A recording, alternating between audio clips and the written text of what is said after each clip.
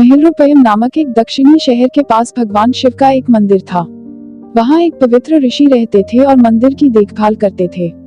वे भिक्षा के लिए शहर में हर रोज जाते थे और भोजन के लिए शाम को वापस आते थे।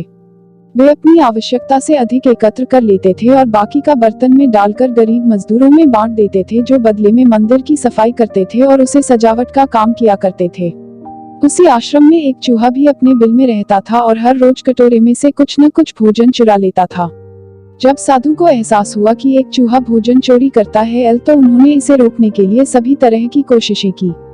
उन्होंने कटोरे को काफी ऊंचाई पर रखा ताकि चूहा वहां तक पहुंच न सके और यहाँ तक कि एक छड़ी के साथ चूहे को मार भगाने की भी कोशिश की, लेकिन चूहा किसी भी तरह कटोरे तक पहुंचने का रास्ता ढूंढ लेता और कुछ भोजन चुरा लेता था।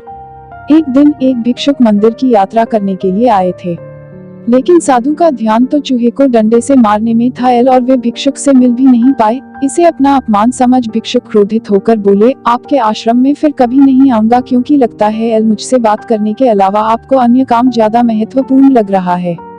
साधु विनम्रता पूर्वक चूहे से जुड़ी अपनी परेशानियों के बारे में भिक्षुक को बताते हैं कि कैसे चूहा उनके पास से भोजन किसी न किसी तरह से चुरा ही लेता है। यह चूहा किसी भी बिल्ली या बंदर को हरा सकता है अगर बात मेरे कटोरे तक पहुंचने की हो तो। मैंने हर कोशिशें की हैं, लेकिन वो हर बार किसी न किसी तरीके से भोजन चुरा ही लेता है। भिक्षुक ने साधु की परेशानियों को समझा और सलाह दी, चूहे में इतनी शक्ति, आत्मविश्वास और चंचलता के पीछे अवश्य ही कुछ न कुछ कारण होगा। मुझे यकीन है कि इसने बहुत सारा भोजन जमा कर रखा होगा और यही कारण है कि चूहा अपने आप को बड़ा महसूस करता है और इसी से उसे ऊंचा कूदने की शक्ति मिलती है।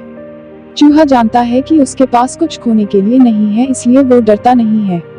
इस प्रकार साधु और भिक्षुक निष्कर्ष निकालते हैं कि अगर वे चूहे के बिल तक पहुंचने में सफल होते हैं तो वे चूहे के भोजन के भंडार तक पहुंचने में सक्षम हो जाएंगे।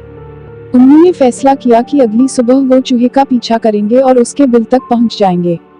अगली सुबह वो चूहे का पीछा करते हैं और उसके बिल के प्रवेश द्वार तक पहुंच जाते हैं।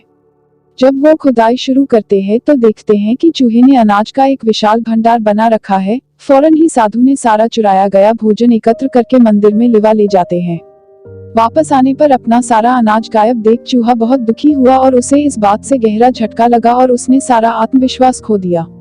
अब चूहे के पास भोजन का भंडार नहीं था, फिर भी उसने फैसला किया कि वो फिर से रात को कटोरे से भोजन चुराएगा।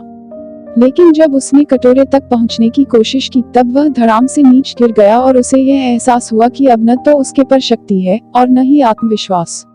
उसी समय साधु ने भी छड़ी से उस पर हमला किया। किसी तरह चूहे ने अपनी जान बचाई और भागने में कामयाब रहा और फिर वापस मंदिर कभी नहीं आया।